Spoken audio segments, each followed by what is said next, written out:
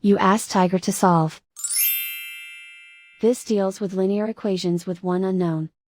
The final result is x equals 16. Let's solve it step by step.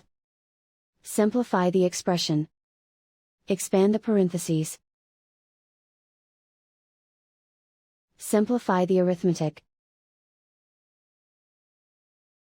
Group all constants on the right side of the equation. Add 81 to both sides. Simplify the arithmetic.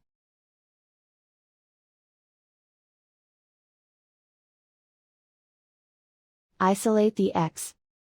Divide both sides by 9.